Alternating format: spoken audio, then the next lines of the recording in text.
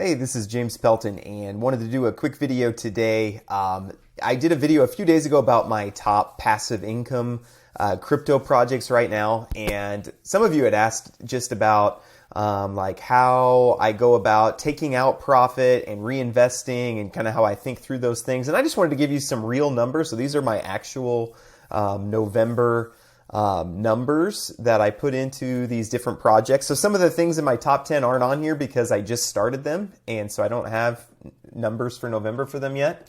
So I'm just going to go through. I probably won't take as much time as I did in my other video, but I'll probably just start with, let's start here with number one, my strong nodes. So strong nodes right now, because of their recent announcements about what they're going to be doing, they launched Polygon nodes. They started ETH 2.0 mining, so you can stake your strong rewards. It used to be your strong rewards, there was nothing you could really do but sell them. But strong now allows you to stake them and receive ETH as your reward.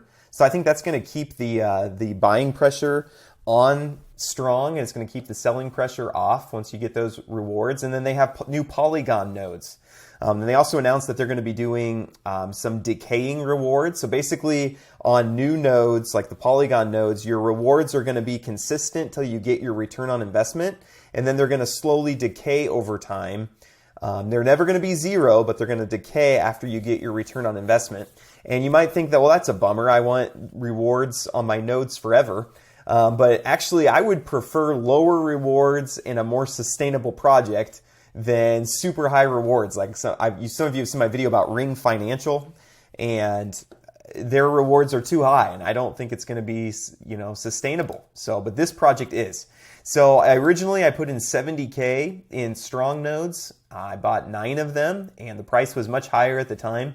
But in November, it got me a total of $15,855. In return. So it was about a 23% return, even with the price going down.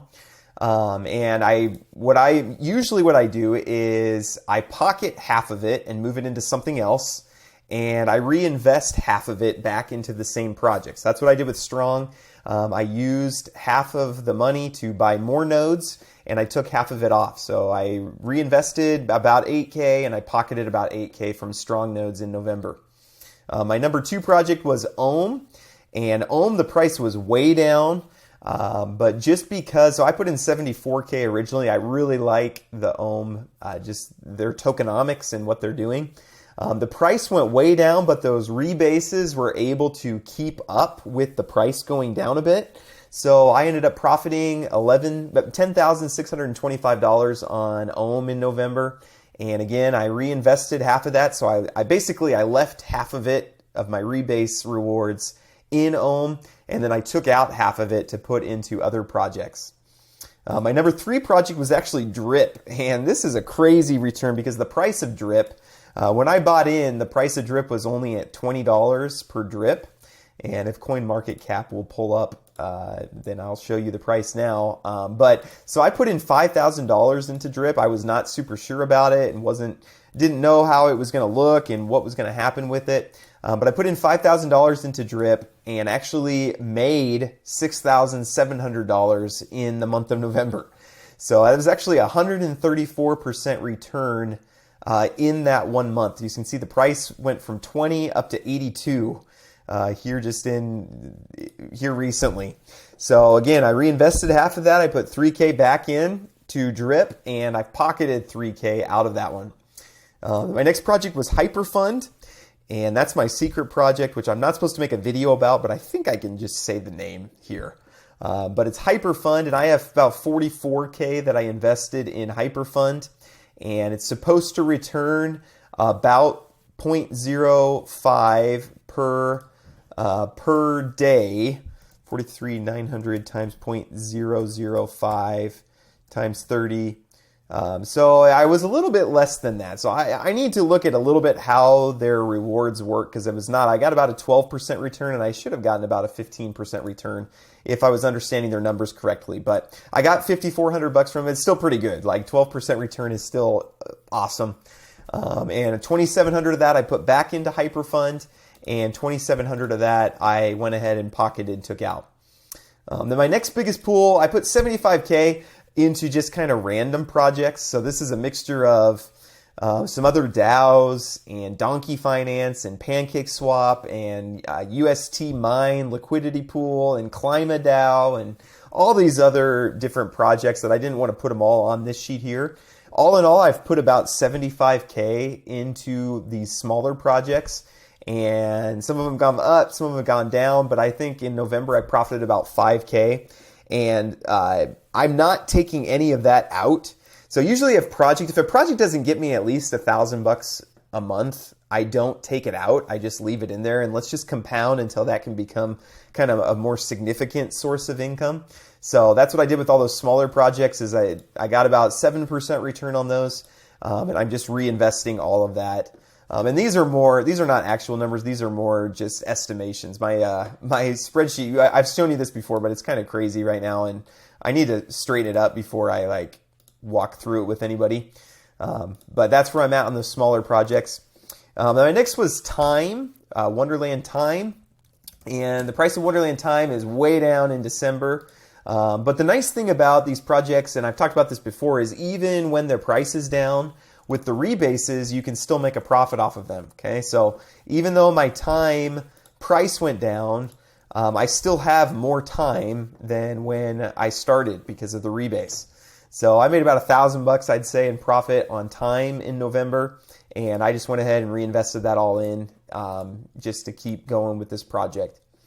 My next project was Yield Nodes, which is right now one of my favorite just because of how well it functions even when the market's down.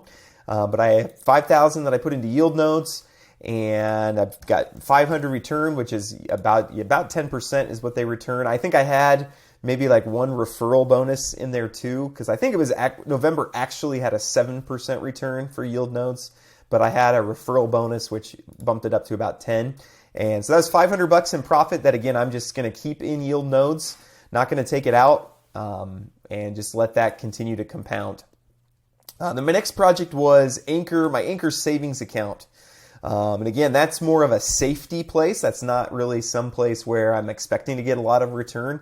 It gives a 20% annual return, which works out you at a 1.67% monthly. So on my 20K that I have in there, I made about $300 and going to just keep that compounding in there. Then my last project for the month of November was my Antminer, my first miner, and I've since purchased several. And I'll have some numbers on those once I get them completely set up and I have them running for at least a few weeks. But this L3 Plus Antminer, I think it cost me $1,300, not $1,200. It was about $1,300. It made about $180 after electricity, so it was about a 14% monthly return on that money there. And I'm just reinvesting all that money into buying more. I'll probably end up buying 4 or 5 of these Antminers. And then I've mentioned I'm buying some of the KD5s to mine Kadena. And there's some other miners I'm looking at too, which sometime I'll do a video just about the miners that I'm looking at. So all in all, I've put in about 300K when I started. I wired in about 300K into my crypto account. And in November, it made about 45K, so it was about a 15% return.